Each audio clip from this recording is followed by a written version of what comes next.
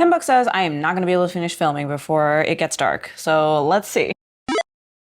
Hello, and welcome to my very first reading wrap-up of this channel. Very exciting stuff. I'm going to be talking about all the books that I read within January and February, and I think I'm probably, at least for now, going to be doing these every 2 months. That just feels like a more sustainable pace for me as opposed to doing a monthly wrap-up. I read a total of 13 books, although 3 were manga, so those went by very quickly. Before I get into what I read and my thoughts on them, I just want to say that these reviews will be spoiler-free.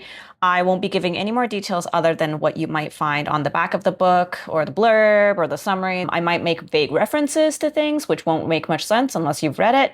But other than that, I aim to avoid any sort of spoilers that would compromise your reading experience in any way. Because if it's a book that I really enjoyed, of course I want you to experience it as well. And even if it isn't, it might be something that you really like. Because we are all different people at the end of the day, and something that I really enjoyed might not be your cup of tea, and something that I really didn't like could be something that you love. So without further ado, 2026 began with a whole lot of murder bot. That is. This was the year that I began reading the Murderbot Diaries, which is a sci-fi series written by Martha Wells, consisting primarily of novellas and short stories, but with one full-length novel in there as well. I started my year off with All Systems Red, which is the very first book in the series, and then proceeded to read almost nothing else for the rest of January.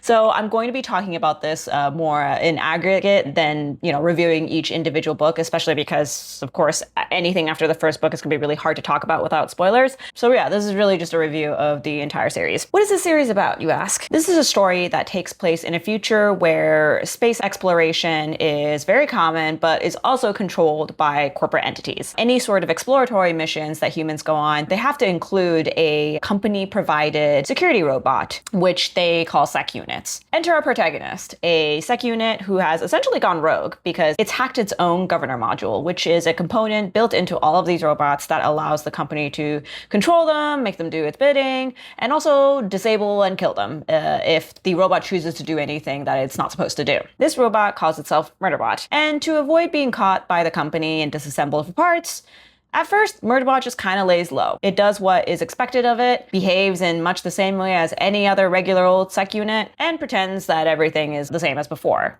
But it is also, at the same time, grappling with this new sense of freedom that it has now that it has its own free will and is self-aware. And it's having trouble adjusting to this. It doesn't really quite know what to do with itself. Throughout the series, we follow Murderbot as it goes on different missions, meets different people, builds relationships, and also seeks to discover more about its own past, specifically an incident that caused it to call itself Murderbot in the first place. So I went into this series fairly neutrally. I had heard good things about it. People gave it high praise, and I like sci-fi, so the premise was something that interested me as well, but I really, really didn't expect to love it as much as I did. If the emotional graph from 2025's reading year that Story Graph presents is any indication, I tend to read books on the sadder end of the scale. In fact, I actually didn't know this graph could turn green, so when I saw it, I didn't even register the fact that everything I read was just on the sadder end of the spectrum. The words emotionally devastating just seems to describe a lot of the books I tend to read.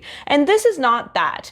Which isn't to say that it doesn't have any sort of emotional resonance or that I didn't become emotionally invested in it, because I very much did, but it's a very different tone from the kind of books that I tend to gravitate towards. So I just wasn't expecting to get super invested in this, but I ended up loving my experience reading it. It wasn't just that I loved being inside Murderbot's mind and seeing it sort of grapple with all of these existential questions, but it's also just fun, just a very entertaining story. The voice that Martha Wells gives Murderbot is just very, very charming, very lovable, and it immediately drew me in. It got me invested and interested in its journey, the conflict that Murderbot feels between its newfound desire to actually care about the people around it versus the apathy that it's used to feeling for humanity, and the fact that it just wants to go back and watch TV at the end of the day. It doesn't want to deal with all these complicated human emotions and problems. The missions that Murderbot goes on are interesting and varied and distinct from one another. The action itself itself keeps me really gripped. And the humor made me laugh out loud more times than any other book I've ever read. I listened to this on audio, and I think that really, really helped to enhance the experience for me. Kevin R. Free's narration is he just nails it in terms of the comedic timing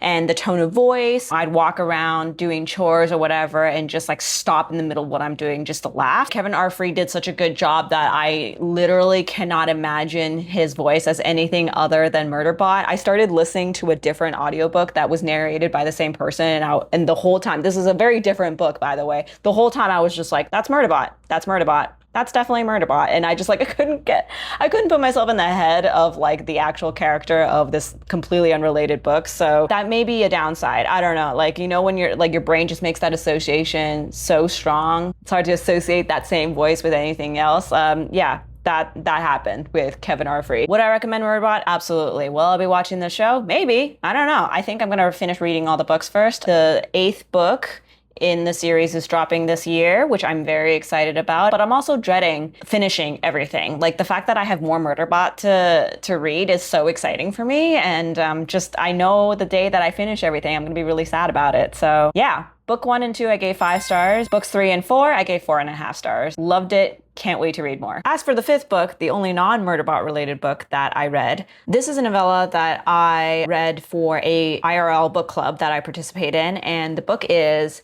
Pedro Páramo by Juan Rulfo, translated from Spanish by Douglas J. Weatherford. This is a classic in Latin American literature that was published in 1955, and it is credited with influencing the rise of magical realism within Latin American literature. It's a story that starts off about a man who promises his dying mother that he's going to go back to her hometown and find the father that he's never known. But upon arrival, he discovers that the town is quite literally a ghost town. There are spirits that roam and haunt the place. What follows is a story that doesn't follow any sort of chronological order. It makes you question who's actually alive or dead, what's real and what isn't, and you learn about the effects that this one tyrannical man named Pedro has on this town and all of its inhabitants. When I was reading this, basically I kind of regarded this as if Lincoln and the Bardo were like 10 times more confusing. And I mean that in like the most complimentary way too. I love a weird kind of like unconventional book, and I loved Lincoln and the Bardo. It was one of my favorite books of last year. And so this kind of writing was never going to be something that like posed a problem for me. The obvious similarity between these two books is of course that magical realism aspect, and the fact that both have the presence of ghosts or spirits or essentially people, you know, who are between living and dead or possibly dead and dealing with sort of death and grief and that kind of thing. Lincoln and the Bardo definitely does have a much more straightforward plot and is generally written in chronological order, you know, with flashbacks and whatnot. But Pedro Páramo is not. It kind of jumps all over the place. There definitely is a plot, but even during sort of our book club discussions, there were entire scenes that happened where some people didn't even realize that that is what happened, or we'd be like, wait, that character died? This made for a very excellent book club book just because there was so much to untangle and dissect in terms of not only, you know, what exactly happened in the book, but also its themes. It deals with family dynamics and power, Catholicism, redemption, and it's very rooted in cultural and historical references centered around Mexico. The experience of reading this book was very, very visual to me. And I had a really fascinating discussion with another book club member who has aphantasia, which is essentially the inability to sort of picture things in your mind's eye. And this book really kind of fell flat for her because she was saying how when I was making comments during the discussion around someone sort of laying underneath a broken roof, looking through the hole to see the starry night sky, like that in my head, it just registered as like a very ultramarine type of blue, which like isn't actually said in the book or anything, but it's just what popped into my head. And a lot of the rest of the descriptions in the book also triggered similarly vivid imagery in my head. Like there are scenes where the town is basically being suffocated by this unrelenting rain. And again, the visual of this town like practically drowning under all of this rainfall, like it was very visceral for me. But I think for someone who suffers from aphantasia, like they're not going to get that type of experience with it. And that was such a big part of this book for me. So that's something that I ended up thinking about a lot more, where like what the experience of reading is or what kind of preferences someone with aphantasia could have if they aren't able to have this type of reaction, like the way that I reacted to the imagery described in this book. I would say this definitely is a more challenging book due to its non-linear narrative structure and the fact that it's really playing with the perception of what's real and what isn't, which can lead to a lot of confusion. I know there was a lot of confusion within the members of the book club as well. I don't know. It's the kind of story, it's the kind of writing style that you just sort of let it wash over you. And I think it almost demands a second reading, because I think once you kind of know the general plot points and you have a more familiarity with the characters, then you spend less time trying to figure out who's who and more time kind of appreciating and starting to pull together the threads that this book lays out for you. Overall, I actually really enjoyed this and I gave it 4.5 stars. It's something that I'll definitely come back to in the future, and I'm very curious to see what my experience will be like on a second reading and if it'll unveil some new aspects of the book that I hadn't gotten during my initial reading of it. So that wraps up all of January. Moving on to February, the very first book that I finished within the first couple of days is The Bean Trees by Barbara Kingsolver. It almost feels kind of weird to say that this is a February book because I did actually read the majority of it in January, but since I didn't finish it until February, it counts as a February book, I guess. I read this for the Read Good Challenge, which I've mentioned in previous videos. It's a year-long challenge that I'm participating in, run by the channel Ben Reads Good. And the prompt for January is to read a book with a food in the title. Beans are food. This is my first Kingsolver book, but it's definitely not going to be my last. As I was kind of writing down notes for this video, I found out that this was also Kingsolver's first novel. Looking forward to reading Demon Copperhead one day, whenever that may be. The Bean Trees follows Taylor, who decides to move away from her hometown in Kentucky, and so she sets out in her car in search of a new life, only to then have a 3-year-old Native American girl dumped into her arms while she's outside of a diner. Thus begins her adventure in trying to care for this helpless child while figuring out her own life, adjusting to her new home, a series of new jobs, and also making some new friends along the way. The book is a portrait of a girl who's just doing her best, while also being an insightful look into the larger cultural landscape. Not only the dynamics of small-town America, but also the way that Native Americans and immigrants are treated by white Americans at the time. I really like that it not only featured the sort of typical dynamics that you might see between these two groups of people, where there's a lot of prejudice attitudes being shown, which you sort of expect given the time and place, but also props up characters that go out of their way to help out these people who are in more vulnerable positions. And Barbara Kingsolver doesn't just use these immigrant characters as a plot device either. They're fully realized characters who our main character, Taylor, ends up being deeply affected by. I enjoyed this. It took me a little bit to get into it, but once it hits the point where Taylor meets this other character whose POV we've been getting, that's when I think the story really comes together. Because at that point, I was able to understand like how that second POV fit into the larger story. I also really enjoyed seeing these two characters' relationship develop. The plot concerning the fate of the child also became quite exciting. And towards the end of the book, I was a little bit on the edge of my seat, really gunning for Taylor and hoping that things work out for her. I gave this book 4.25 stars, and I'm really glad that I read it. The next book I finished was, once again, Murderbot, number 5 in the series, Network Effect, and this was the full-length novel that is featured within this series. This ended up being my favorite out of everything that I read so far. We get a lot of development between Murderbot and another character, which we meet earlier in the series, who is another non-human character. I guess I'll just leave it at that. And it's been genuinely just so fun to see like how their relationship has developed and the two of them just like trying to figure out how to interact with each other. I didn't think I was going to get this invested in the two of them. Really entertaining. There's a ton of adventure in this book as well because it's a full-length novel, so a lot more happens in it. There's a bit of mystery as well surrounding a particular ship that's now devoid of its crew and what exactly happened. There's hacking and cloning, and it's a total romp. I had such a great time listening to this. Easy 5 stars. Continuing on my hot streak of incredible books, we have The Sword of Kaigen by Emma Juan, which is the book that I finished next. This was same with The Bean Trees, and also every other physical book that I read this month was all borrowed from the library. And I've run into this situation a couple of times now where I borrow a book from a library and then it becomes available during a time when I wasn't necessarily expecting it. And so suddenly this 633 page book drops into my lap and I put it off. I wait until about like the last few days before it's due where I'm like, okay, I should really pick this up. And at least I should read like the first few pages, right? Just to see if it's something that I like. And if I had to, I will put it back on hold again. Yeah, that didn't happen. What ended up happening is me getting completely sucked in and just doing almost nothing except reading for the next few days. And I actually finished it like with 1 day to spare, 1 or 2 days to spare, because I couldn't stop. The Sword of Kaigen is a standalone fantasy novel, which has a magic system that's sort of a cross between Avatar: The Last Airbender in terms of its elemental manipulation and sword fighting. You follow a family that's living in a fairly traditional mountainside village, and they are one of a few powerful houses of warrior families that can manipulate water and ice. Every house also has a sort of secret technique, and this particular house can create blades of ice that can cut through any material, even metal. You learn about Mamoru, who is a 14-year-old boy whose purpose is to carry on the legacy of this legendary family that he's a part of. But he starts to become troubled when he learns that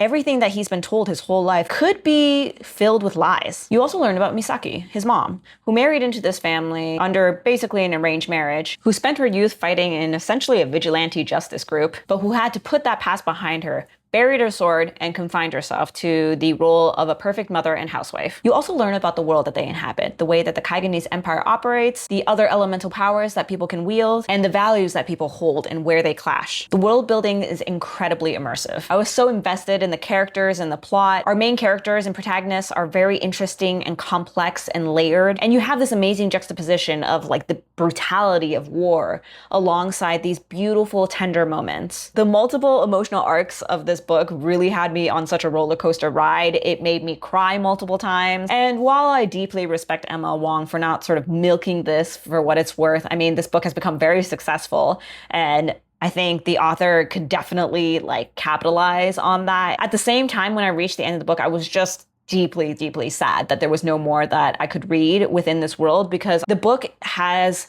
a fantastic ending in which it wraps up what it needs to, but it also leaves so much room to like explore further threads and, you know, drops a few nuggets where I'm like, wait, I want to know more about this. I think if Emma Wang ever decides to turn this into like a full-on series, it would be incredible. But for now, it is still a standalone. And I think, you know, having a really, really well-written, established fantasy world within the span of just a single book is something that like I would love to see more of, just because often I think people who aren't as into the fantasy genre can get quite intimidated by these sort of like 6, 7, 12 book long series, and being able to just immerse yourself in this world and then have a complete story within one book is really, really great. Kudos to Emma Wang for being able to achieve what she did with this book, because I loved it. One of the easiest 5 stars I could have possibly given. Shifting gears into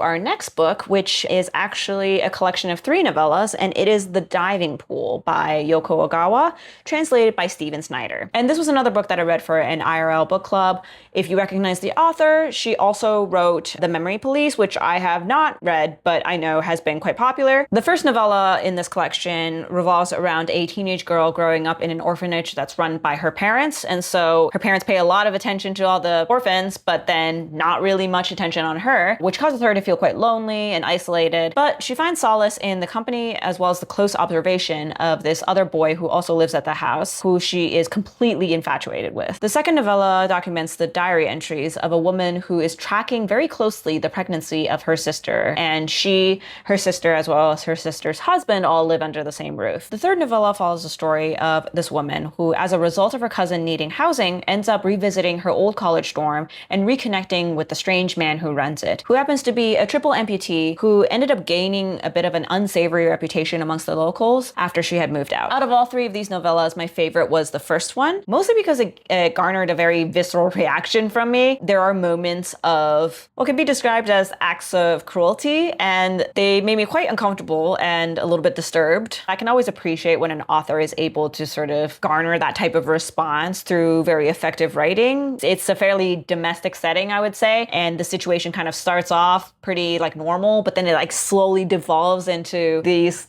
more disturbing scenes and you're like, wait, what just happened? I also particularly love the ending of this novella because it completely recontextualized the way that we see the boy that she's infatuated with. We're reading her perspective of this boy, and so it's very colored by her own personal feelings about him. The very end of the story completely turns that on its head. As for the other two stories, I wasn't really a huge fan of the two. I mentioned this in my previous video, but this type of writing style where it's a little bit more sparse can happen in a lot of Japanese fiction, or at least the fiction that I've read so far by Japanese authors. It just takes me a little bit more to get into the rhythm of it. And sometimes I am able to, like in the case of this first novella, where, you know, the characters and the plot and sort of the general situation and premise really had me invested. But then for the second and third novella, that didn't really happen. The style itself ended up being a lot more noticeable, and then I just ended up not having as great of a time with it. Overall, as a collection, not bad. I gave it 3 stars.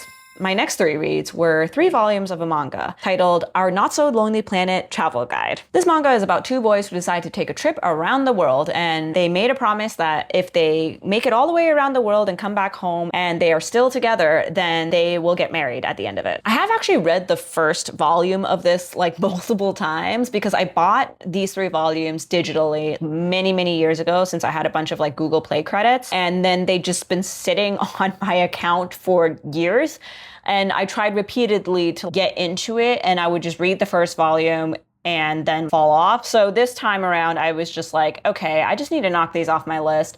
So I read all 3 in one sitting. In terms of what I like, it's cute. It's a very lighthearted story. You get actually some fairly practical, if surface level, travel tips about the various locations in the world that they go to. And it's pretty fun to see these like famous landmarks and cities get illustrated. The story generally switches between these 2 things, where we have the slice of life moments between our 2 main protagonists, Kimura, who is a lot more anxiety-ridden and a lot more serious, and Sayama, who is a lot more easygoing, a go-with-the-flow type of guy. The 2 of them, you know, they're navigating both their relationship as well as the ups and downs of traveling. And this sits alongside slightly more serious discussions around LGBTQ representation and expression around different parts of the world. So I don't really have any complaints about it, but I'm not going to be continuing this series. And the reason is just that I got kind of bored. I can't point to anything specifically that's bad about it. Like I said, it's very easygoing. It's enjoyable if you just kind of want to turn your head off and like watch 2 guys kind of journey around the world. And if you're suffering from any sort of feelings of wanderlust, which I think I did at the time I bought these 3 volumes, then I think this is like a good way to kind of scratch that itch. But I ultimately just didn't engage with the story enough to really feel emotionally invested and compelled to continue with the series. I gave the first 2 volumes 4 stars and the 3rd volume 3.5, which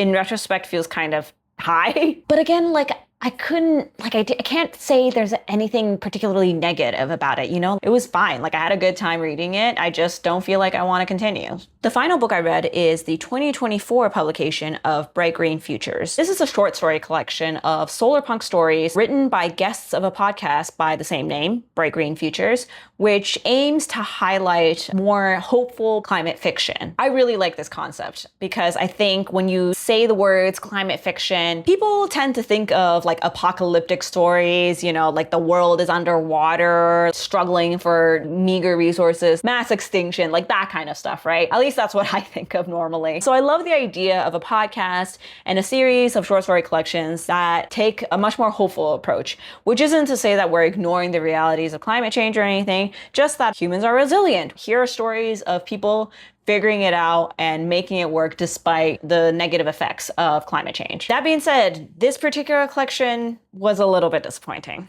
I'll start with my favorite, which is Centipede Station by TK Rex. This story follows a pair of sisters who find themselves on a foreign planet where giant centipedes are roaming about, and the 2 of them also have just woken up from some sort of stasis. They're just trying to navigate this world and trying to stay alive. I thought it was like a really interesting exploration of humanity and how we deal with grief, the way we sort of lash out at the people closest to us, and how that betrays how we're actually feeling and the love that we have for them. And I like the story a lot. A couple of the other stories did have some good parts, like interesting characters or an interesting setting, but a lot of the times when I was reading these stories, I kind of was wondering, like, what's the message? Like, what were you trying to communicate with this story? What was the story trying to get across? A couple of the stories also ended very abruptly, and that didn't make me feel too great because, again, I kind of didn't understand the point of the story especially when it ended when it did. I feel like we were trying to get to the point and then we didn't. But ultimately, I'm still glad that I came across this collection because I didn't even know the word solar punk really. I wasn't really familiar with that term until I found this collection. And it's a topic that I'm definitely interested in and want to kind of read more about. So if you have any sort of like hopeful climate fiction, solar punk fiction that you personally are into, please drop a comment. Please let me know because I would love to take any sort of recommendations within that space. Ultimately, I gave this collection 2.75 stars. I really like the story Centipede Station, but everything else kind of fell flat. And that is everything that I read in January and February. As I predicted, it is completely dark out now. Looking at this, it has taken me over an hour to film this, so editing is gonna be real fun. Thanks so much for watching. If you stuck around to the end, you are a real trooper, and I super appreciate it. If you haven't already and you enjoyed this video, please give it a like, hit that subscribe button for more bookish content from yours truly, and I will catch you later. Bye!